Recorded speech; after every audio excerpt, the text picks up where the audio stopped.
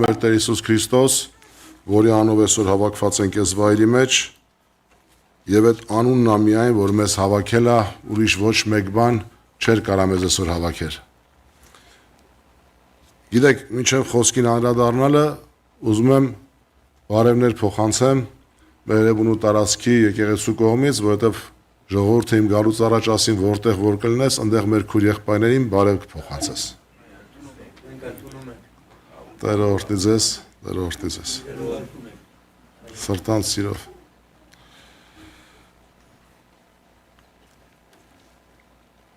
Սիրելի քույրեր եղբայրներ, այսօրվա թեման, որ սրտումս կա, որի մասին ուզում եմ խոսեմ,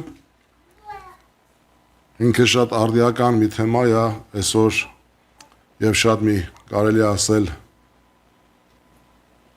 հին ժամանակներում խոսված, բայց նաեւ մեր օրերում արդիական եւ կատարվող։ Գիտեք, այսօրվա թեման Մատթեոս 5-րդ գլուխն է, 20-րդ խոսքը։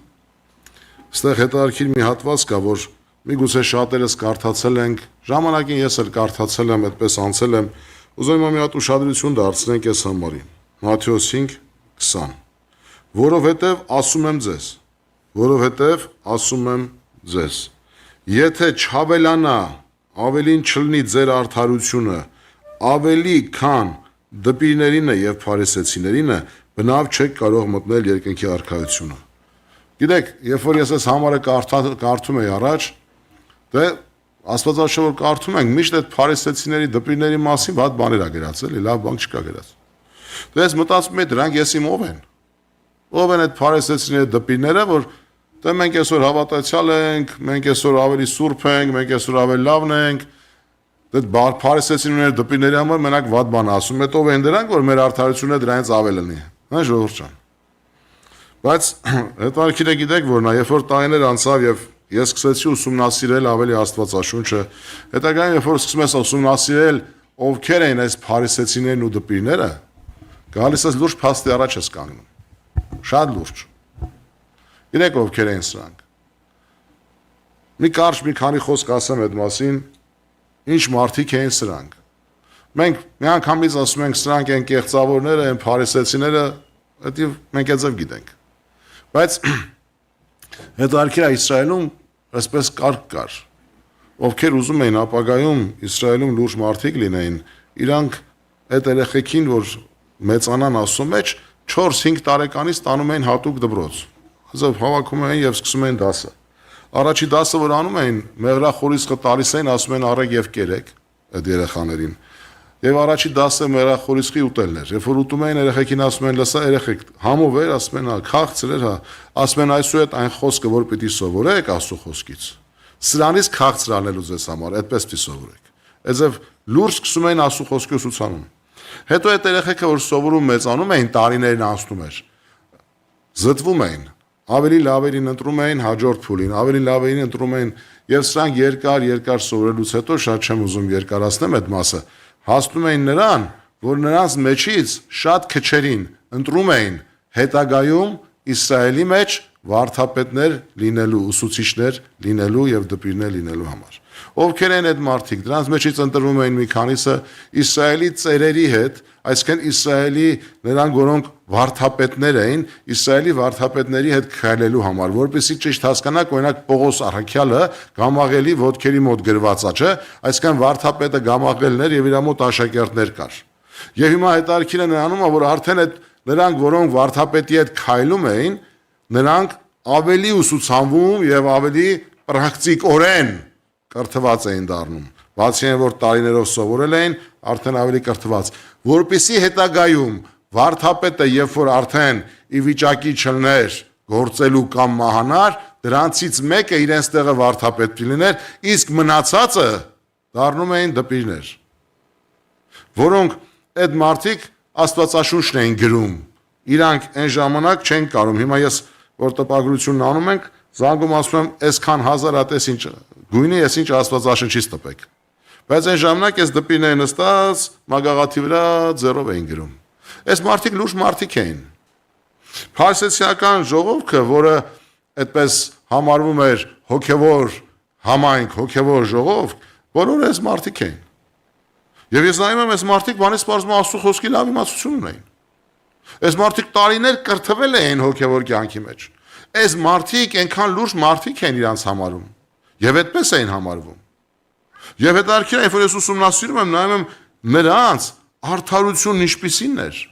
Ստեղ ասում եմ, ով որ նրանց արդարությունից ավել արդարություն չունենա, երկինք չի կարա մտնի։ Ինչպիսին էր նրանց արդարությունը, ժողովուրդ ջան։ Աստվածաշունչն ասում է, որ նրանց արդարության մեջ կասկած չկար ընդհանրապես, որովհետև իրանք անգամ մեղավորների հետ չէին շփվում։ Մեղավորների հետ չէին շփվում։ Նրանց հագնվածքը հատուկ հոգևոր դասին պատկանող լուրջ հագնվածք էր, նրանք այզև հավաքյալի չէին հագնվում։ Լուրջ էին հագնվում, նրանց հագնվածքը ճիշտ էր։ 10-րդը տալիս էին, շաբաթը պահում էին, Աստծո խոսքը բոլորից լավ գիտեին, անգամ մեռելին չէին կպնում, որովհետեւ անմաքուր չնեն, չպղծվեն։ Մենք այսօր մեռելին էլ ենք կպնում։ Ասած խոսքի կանանց օրերի մեջ կանանք որտեղ որ նստած էին, այդտե չէին նստում։ Այդ մարդուն էլ չէին կպնում, որ անմաքուր չլինեն։ Այդ մարդիկ այնքան զգուշ էին ամեն ինչում իրանց պահում։ Այդ մարդկանց նայում ես ծոմ էին պահում, կերվածա ծոմ էին պահում, օրենքն էին պահում, հարությանը հավատում էին, հրեշտակն էին հավատում էին, Մեսիայի գալուստին հավատում էին, աղոթք անում էին, մի քիչ էլ պարծենում էին իրենց արդարությունով։ Հիմա հարց, ես մտածում եմ, այսօր մենք էլ ենք հավատում Քրիստոսը որ պիտի գա, մենք էլ ենք հավատում հարությանը, մենք էլ ենք հավատում արդարությամբ ապրելուն, մենք էլ ենք մտածում Աստծո խոսքով ապրենք, մենք էլ ենք փորձում սաղ պահենք, բայց այդքան չեն կարում պահենք, ոնց որ իրանք են պահե։ Վայել Տեր Աստված, էլ ինչ ունեմ անելու, էլ ոնց անեմ, որ իմ արդարությունս դրանց արդարությունից ավելի լինի։ Եթե ես առաջ մտածում եմ, որ դրանց արդարությունը ամենաբարձրագույն արդարությունն է, ամենասկզբից մտածում եմ, որ դրանց մեծ անկապ մարդ չկա, դրանք ով են, որ իմ արդարությունից է բարձրն են։ Հետո որ տեսա սրանց արդարությունը, հասկացա, բա իմ արդարությունից ոնց դրանց արդարությունից ավել պիտի լինի։ Այդ մարդկանց ապրածը կարծեցյալ ձևով, տեսանելի կերպով իմ ապրածից ավելին է։ Բայց երբ որ կարդում ենք, սիրելի քույրեր եղբայրներ, երբ որ կարդում ենք Ղուկասի ավետարանի մեջ 12-րդ գլուխ առաջին խոսքից այսպես ասում. Եվ այն միջոցին, երբ որ հազարներով ժողովուրդներ դիզվում էին, մինչև որ իրար կող էին տալիս, սկսեց իր աշակերտներին ասել. «Արար ձեր անձերին զգուշություն արեք»։ Շատերը հավաքվել են, հիմա Հիսուսը իր աշակերտներին ասում է. «Արար ձեր անձերին զգուշություն պահեք, փարիսեցիների խմորից, որ կեղծավորություն է, որովհետև ոչինչ չկա ծածուկ, որ չհայտնվի, եւ թաքուն, որ չիմացվի։ Չկա ծածուկ բան, որ չիմացվի, եւ թաքուն բան, որ չիմացվի, բայց ձեզ զգուշ պահեք փարիսեցիների խմորից, անունը տալիս է, որը կեղծավորությունն է»։ Այսօր մարդուն ուզում ես ասես կեղծավոր, ասես փարիսեցի։ Այսինքն այդ մարդկանց անունը Աստված դրեց կեղծավոր։ Ինչի՞, որտեղ էր այս մարդկանց կեղծավորությունը։ Ինչ էին անում, որ կեղծավոր էին։ Որտեղ էր այս մարդկանց Աստծո առաջ ապրածի կեղծիքը, որի համար Աստված նրանց կեղծավոր անվանեց։ Այսօր մենք շատ հավատացյալներ փորձում ենք մեր մարդկային արդարությունը դնել Աստծո առաջ եւ մտածում ենք, որ դրանով Աստծուն հաճելի կլինենք։ Բայց այս մարդիկ էլ կարծեցյալ ձևով ապրում են շատ ճիշտ։ Արտաքին ձևով այս մարդիկ բոլորից արդար էին։ Տեխնիկա ժամանակ ասում են սրա նման էլ մեղավոր չեմ։ Բայց Աստվածաշունչը իրանց անվանում է կեղծավոր։ Ինչի են կեղծավոր, որտեղ դրանց կեղծավորությունը։ Մատթեոս նույն Աստծո խոսքի մեջ Մատթեոսի ավետարանում սիրելի քույրեր եղբայրներ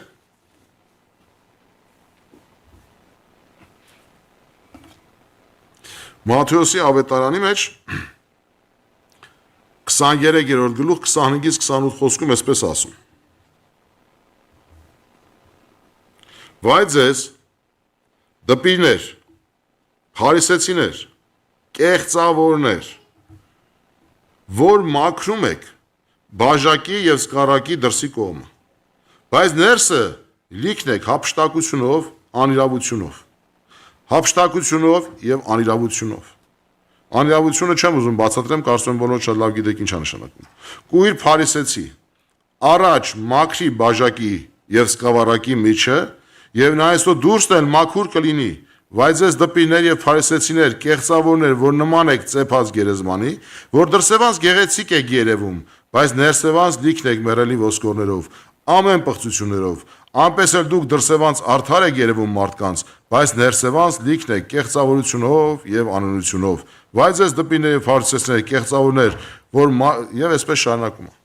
Հիմա սիրելի քույրեր, եղբայրներ, Աստվածաշունչը այս կարգավիճակին անուն է տալիս, ասում է կեղծավորներ, եւ բացատրում է այս մարդկանց կեղծիքը ինչի մեջ էր, ինչի մեջ է Հիսուսը իրանց ասում, որ ձեր արածը կեղծավորություն է, որտեղ էր կեղծիքը։ Կեղծիքը նրանից էր, որ այո, իրանք արտաքինով հավատացյալներ են, արտաքինով ապրում են կարծես թե արդար կյանք, իրանց բոլոր գործողությունները ցույց է տալի, որ իրանք արդար են, այո, անգամ մեռելին չեն կպնում, այո, իրանք ծոմը պահում են, այո, իրանք աղոթանում են, այո, իրանք գիրքը կարդում են, այո, իրանք պաշտամունք հետում են, եւ այո, դրանք կարեւոր է շատ եւ պարտադիր, բայց սրանով բավարարված մարդը մտածում է, որ ինքը լրիվ լավ է։ Աստվածաշունչը ասում է դու դուրսը մաքրել ես, բա ներսդ Աստվածաշունչն ասում է, որ երբ որ մարդու ներսը Աստծո առաջ ճիշտ չի եւ ուղիղ չի եւ նույն արդարությամբ հակած չի, Աստվածաշունչը նրան անվանում է կեղծ։ Ինչի համար, որովհետեւ ասում է գերեզմանը սիրուն սարքել ես, շատ սիրուն ես սարքել, բայց ներսը մեկ է, ծեփած գերեզմանա, այսինքն արտաքինի շատ սիրուն է, նայում ես միլիոններ են ծախսել այդ գերեզմանի վրա, ինչքան սիրուն է, հմայվում ես, բայց դրա տակ մեկ է մեռած ոսկորներ է, որ քանդես հոտ է գալու փիս։ Դա պիղծ ու անմաքուր է լինելու, այդտեղ ոչ մի օրդություն չկա։ Նմանապես շատ հավատացյալներ, սիրելի քույրեր, եղբայրներ, այսօր ինչու՞մն է խնդրեմը։ Ինչու՞մն է խնդրեմը, որ գալու է ժամանակ եւ ես կարծում եմ, որ Աստված շատերին ասելու է կեղծավորներ։ Որտեղ այսօր շատ հավատացյալներ փոխանակ գնան ասուն ճանաչելու եւ մեռած մեռնելու եւ նոր կյանք ապրելու Քրիստոսի հետ, մարդիկ ինչ են անում։ Վերցնում են հին մարդուն, եկեղեցու մեջ դարձնում են գեղեցիկ։ Այսինքն հին մարդուն փորձում են սարքեն հոգեվոր մարդ։ Հին մարդը, չմեռած մարդը հագցնում են այնպես ոնց որ հավատացյալը, շարժում են այնպես ոնց որ հավատացյալը, վիզը մի քիչ ծուրմանագարի որպես խոնարհությունը, ամեն բան արտաքինը պահում է որպես այդպեսին, բայց իրականության մեջ յաներսը ատելությունով, թշնամությունով, չարությունով, բամբասանքով եւ այլ ամեն տեսակ անիրավությունով լեցված է։ Եվ Աստվածաշունչն ասում է դու կեղծավոր ես իմ առաջ, որովհետեւ եթե քո արդարությունը այդքանն է, դա փարիսեցիների արդարությունն է, որը Աստված ասեց կեղծավոր։ Դա դպիրների արդարությունն է, որ Աստված այս կեղծավոր։ Մեր այդպիսի ապրածի արդարությունը փարիսեցիների արդարությունից ոչ թե ավել է, այլ անգամ պակաս է։ Այլ անգամ պակաս է, եղբայրներ։ Գիտեք, այսօր ես ու դու, որ ուզում ենք հասկանանք արդարությունը, ինչ ենք հասկանում արդար լինելը, ինչ ենք հասկանում Քրիստոսի արդարությունը, որն է այդ արդարությունը, որը կարա ավելին լինի մեր կյանքի մեջ։ Այսինքն մենք եկել ենք կանգնել ենք մի փաստի առաջ, որ չի կարա մարդը իր ապրածով լինի արդար, ինչպիսի կյանք էլ ուզում է ապրի Աստծո առաջ։ Այսինքն չի կարա քո արդարությունը բավարարի, մարդու արդարությունը բավարար չի։ Գիտեք, շատ հավատացյալներ այսօր փորձում են ինչ անեն, գործեր գործեն, իրավիճակներ անեն, ինչ որ գործերով ցույց տան, որ իրենք արդար են։ Այսինքն գործեր, որոնք ցույց են պիտի տան, որ ինքը արդար է։ Ոսոն ինչքան մարդիկ կան։ Իրանք գործեր են անում, որովհետեւ Երևան, որ իրանք արդար են։ Գործեր, որը ցույց է տալի մարդու արդարությունը։ Բայց ինչ է անում Աստված։ Աստված անում է մեկ ուրիշ բան։ Գործեր, որոնք բխում են արդարությունից։ Հիմա կասեք ռուզիկ եղբայր, ոնց որ նույն բանն ես ասում։ Նորից եմ ասում, գործերը, որոնք ցույց են տալի քո արդարությունը։ Եվ գործեր, որոնք բխում են արդարությունից։ Այնքան նման է իրար։ Հին մարդը եւ նոր մարդու ապրելակերպի մեջ, երբ որ այս փարիսեցիական արդարությունը մտցնում ես, առաջին գործերից այնքան նման է երևում, բայց շատ տարբեր է։ Գիտեք, հին մարդու գործեր են, որը ուզում է փարիսեցիական նույն կյանքի գործողությունները, որը մարդը ցույց է տալի, որ ինքը արդար է։ Այսինքն գործողություններն է ապացուցում իր արդարությունը իբրև, բայց Աստվածաշունչը դրան ասում է իմ աշկի առաջ իս լաթի պես է։ Բայց երբ որ մեր գործերը, որոնք բխում են արդարությունից, որպես Աստծո զավակներ, այսինքն այն կյանքից, որ Քրիստոսն է, այդ արդարությունից, արտաքինից այնքան իրար նման է երևում, բայց իրականության մեջ, երբ որ կանգնում ես դուրս փաստի առաջ, շատ տարբեր է։ Մի հատ հայտնի քարոզիչ է լինում, մի անձնավորություն իրաց եկեղեցուց գալիս է մոտ, ասում է եղբայր, ես վերջապես համոզվել եմ, որ վсё իմ հին մարդը մեռել է, ես հին մարդ չունեմ։ Ասում է շատ ուրախ եմ, ասում է եւ այսօր ես ուզում եմ հայտարարեմ այդ մասին։ Այդ եղբայրը նստած է լինում, ձեռքին ջուր խմելուց անում, այդ բաժակով ջուրը ցփնում է երեսին։ Ոսի հելնում, բորբոքվում, կատաղում, ինչ ասես, ասում է հովին։ Ասում է չէ, եղբայր ջան, նստի հələ չի մեռը։ Այսինքն, երբ որ դու հայտարարում ես այդ բանը, քեզ թվում է քո ապրածը արդեն այնպեսին է, որ դու արդեն լրիվ նոր մարդն է ապրում, բայց մի հատ իրավիճակ է գալի քո կյանքում, երևում է քո հին մարդուն մեռած սեպել ես թե չէ։ Շատ հավատացյալներ գիտեն հին մարդու մեռնել էլ չկա, էլ եթե հին մարդը դու կա, բայց դուրան մեռած է սեպում։ Պողոս Արաքյանն ասում է,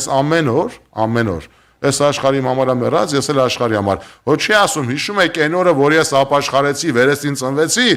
այդ օրը ես մեռա, ու դրանից հետո ես մի 20-30 տարի վաբշե իմ նոր մարդն է ապրում, այս բան չկա գրած Աստվածաշնչում։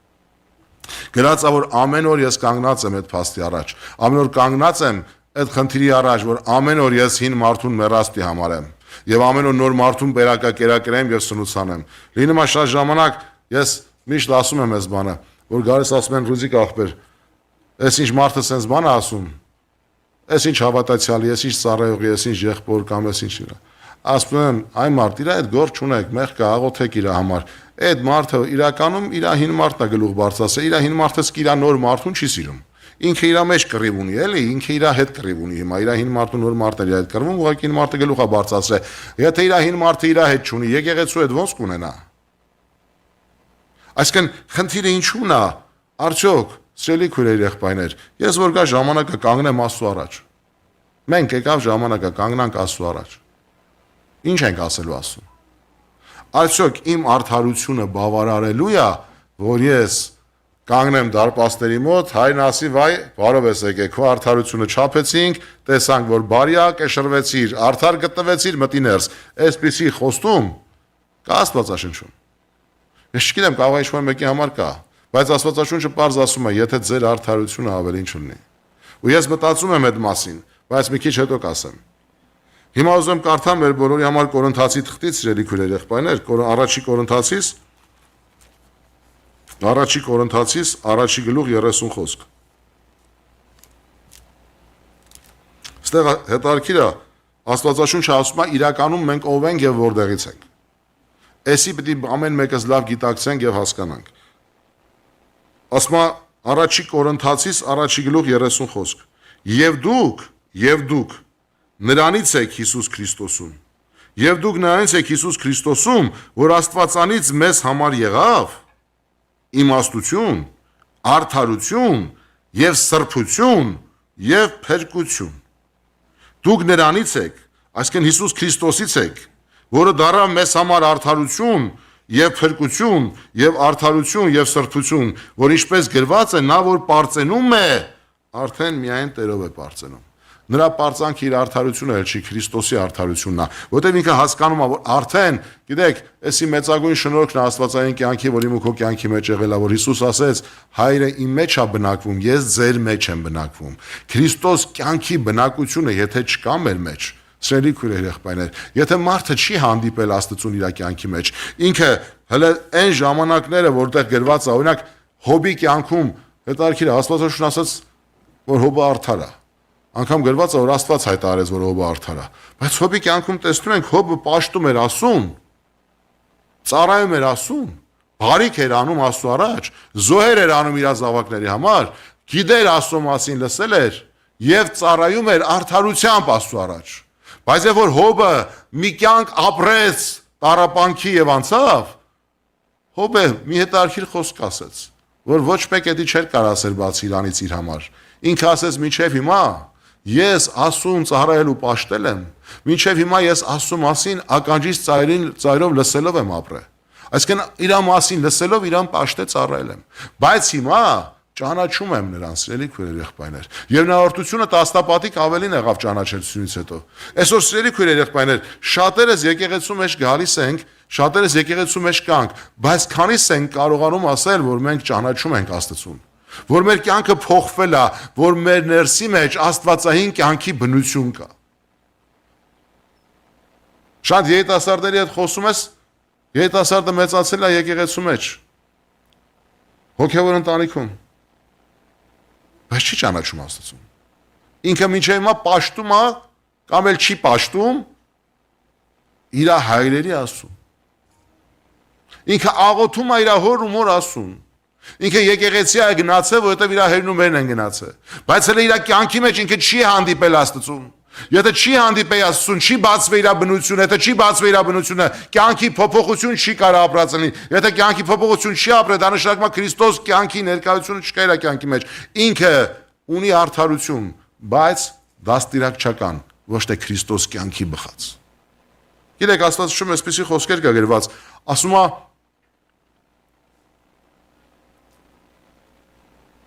պիտի լինես սուրբ, պիտի լինես արդար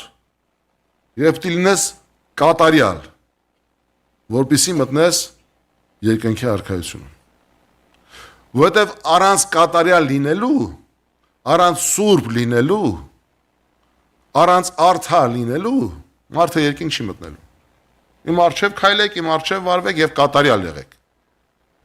Եվ առանց կատարելության մարդը չի կարող երկինք մտնի։ Ու հիմա հարցը առաջանում։ Ո՞վ է կատարյալ։ Ռուզիկ եղբայր, այս բոլորից փրկության վրա խաչ քաշիր։ Մեկը նստած տես կասի տնաս, այս Ռուզիկ եղբայրը կատարյալ է, որ sense մեզի ասում է։ Մարդը էլի միտքա կգա, չէ՞։ Բայց Աստվածաշունչն ասում է, եթե մենք հոր առաջ կանգնենք եւ հայրը ասի այո, մտեք երկնքի արքայություն, եթե ես չլնեմ արդար, սուրբ եւ կատարյալ, չեմ կարալու մտնեմ։ Դա նշանակում է վիճակ, որ վեր է փարիսեցիական արդարությունից։ Ավելի վեր կարգավիճակ է, կատարյալ վիճակ է։ Բա ո՞նց անեմ, որ մտնեմ երկինք, շուրջ չան։ Դա համար Աստվածաշունչն ասում է, որ ոչ մեկ չի կարա մտնի երկինք։ Երկինք մտնելու է հարսը։ Ո՞վ է հարսը։ Երկինք մտնելու է Հիսուս Քրիստոսը եւ բոլոր նրանք, ովքեր նրա մեջ են բնակվում։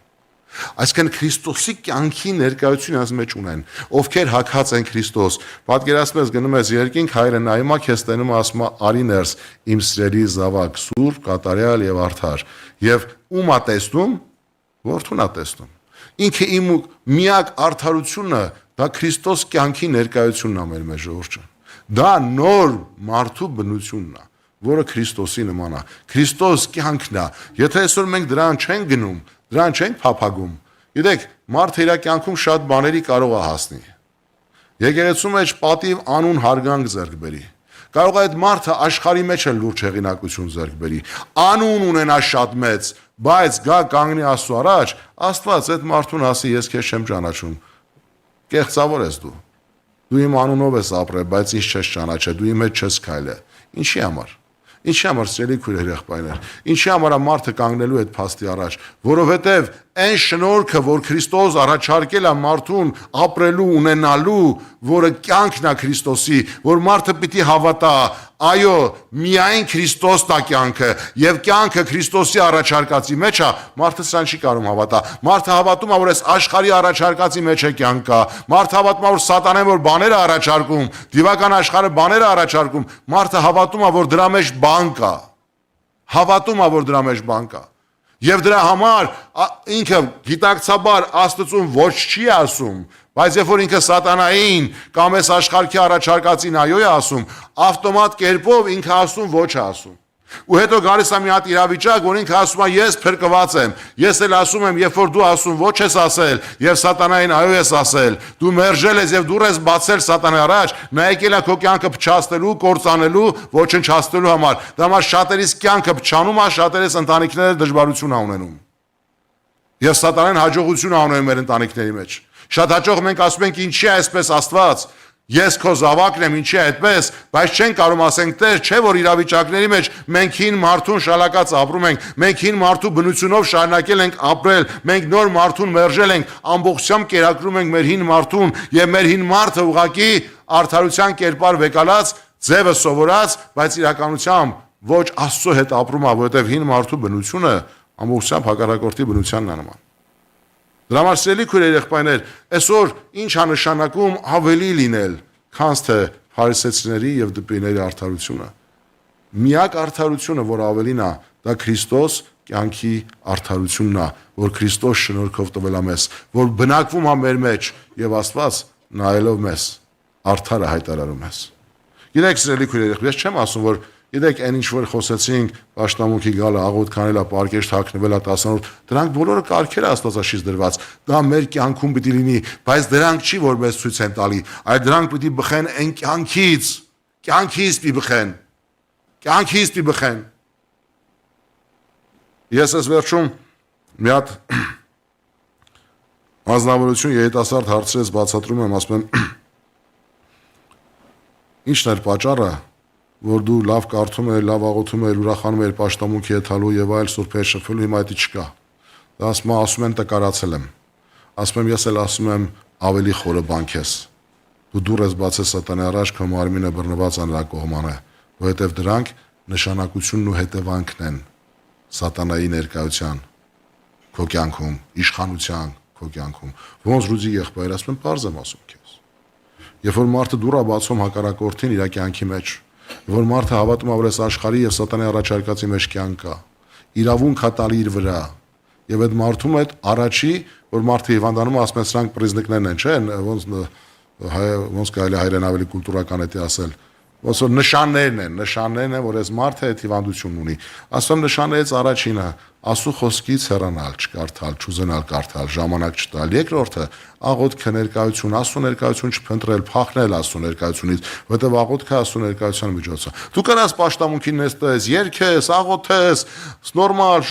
ամեն ինչ նորմալ կերևա, դա չի խանգարի քեզ, բայց մեկա քո կյանքում բան չի փոխվում։ Դու գնալով հետ ես եթում։ Մի օր արդեն պաշտամունքի ձգնալն է, ձգտում չկա։ Մի օր սուրբերի շփում այլևս ձգտում չկա։ Մի օր էլ տենում ես այլևս Աստծո հետ ապրելու ժամանակ չունես։ Որտեվ կամած այդ բացած դուռը հակառակորդի առաջ քանդում է քո կյանքը։ Քանդում է այդ քո կյանքը։ Դրա համար ասում եմ փագեք այդ դուռը։ Փագի Հիսուս Քրիստոսի անունով, մենակ դու կարաս փագես։ Դու գիտես որտեղ եւ ոնց բացեցիր, փագի, հավատա, որ կյանքը Քրիստոսն է եւ Քրիստոսի առաջարկած կյանքից բացի ուրիշ կյանք չկա։ Դրա համար Պողոս առաքյալը այսպիսի հիասքանչ համար ունի գրած։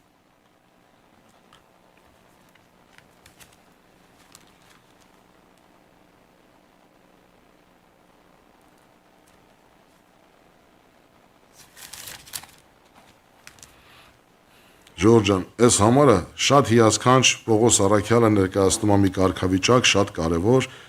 Ֆիլիպեցիս 3-րդ գլուխ 7-րդ խոսքից եմ կարդում, ուզում եմ ուշադիր լսեք Պողոս առաքյալը ինչպես է արժեքավորում։ Բայց ինչ բան, որ ինձ շահ էր, այն վնաս համարեցի Քրիստոսի համար։ Հենց ամեն բան էլ վնաս եմ համարում մեր Տեր Հիսուս Քրիստոսի գերազանց գիտության համար։ Իմ Տեր Հիսուս Քրիստոսի գերազանց գիտության համար, որի պատճառով, որի համար ամեն բանից զրկվեցա եւ աղբ եմ համարում, զիբիլ եմ համարում։ Որ ամեն բանից զրկվեցի եւ այդ ինչից զրկվել եմ աղբ եմ համարում, որ Քրիստոսին շահեմ եւ ուշադրություն, որ նրանում գտնվեմ, այսինքն նրա մեջ լինեմ, եւ ոչ թե իմ արդարությունն ունենամ, որ օրենքից է, այլ այն, որ Քրիստոսի հավատքից է, այն արդարությունը, որ Աստվածանից էր հավատքով, որ ճանաչեմ նրան եւ նրա հարության զորությունը եւ նրա չարչարանքներին մասնակից լինեմ, մահվանը կերպանակից լինեմ, որպեսզի մեռելների հարությանը հասնեմ։ Պողոս առաքյալը էս ինչ է ասում, Ժորժ։ Կարծում եմ մեր չափ հասկանում էր ինչ էր ասում։ Պողոս առաքյալը նրանցից էր, որ 4-5 տարեկանից սովորել էր, սաղ կյանքը տվել էր, ապրել մեծացել էր, գիտեր թե ինքը արդար է, եթե ուշադիր եք ինքը ժամանակին ասում էր Աստծո համար գետա մեծ սաղ եկեղեցուն եք սպանեմ մեծ Աստծո դեմ են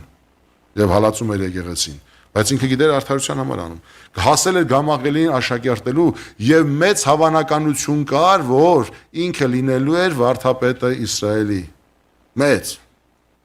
Որտեւ արդեն որ տեսնում ենք Աստվածաշունչ տեղեր կա, թագավորները, մեծամեծերը, ծերը սա ճանաչում էին իրան։ Ասում են շատ այնքան էս կարդացեք ժվել։ Ճանաչում էին ինքը ով է։ Այս մարդը ապրած կյանք ուներ, տարիներ, այն ժամանակ 30 տարեկանից շուտ ոչ մեկ չէր սկսում գործել։ Պատկերացնում եք, այս մարդը մի ամբողջ կյանք էր սովորել։ Մի ամբողջ կյանք էր տվել ինչ որ բանի հասնելու համար։ Հավատացել է, որ դրա մեջ կյանք կա, բայց եկավ հասավ մի ժամանակ, որ ինքը հասկացավ, որ իր բոլոր հասկացած մարդկային օրենքից եկած ապրածի արդարությունը որը նույն փարիսեցիական արդարությունն էր, հասկացա, որ աղբա։ Եվ ասեց այդ ամենը զրկվեցա, բայց դա ինձ համար ոչինչ է, ես դա աղբ եմ համարում, ուզում եմ Քրիստոսի մեջ ապրեմ, որ Քրիստոսի արդարությունն ունենամ, որ նրան նմանվեմ, որ հարությանը հասնեմ։ Այսինքն իր ապրելու ամբողջ նպատակը երկինքն էր։ Դրա համար երկնքի համար ապրում էր, երկնքի համար քայլում էր, երկնքին ծառայում էր, դրա համար ասում էր իմ մեռնելը շահա, որովհետև գիտեմ ուր եմ եթում։ Եվ դրա համար Պողոս Արաքյանն էլ ասում է մի օր գալու է ժամանակ, աշակերտները բոլորը եւ մենք ու դու այն ձեռք բերած պսակը, որ Քրիստոսի կողմանը պետք ունենանք, գալու է որ հանենք դնենք Քրիստոսի ոտքերի առաջ ու ասենք Տեր, դու ես արժան, որ դու չլներ, ես տեղ չելի։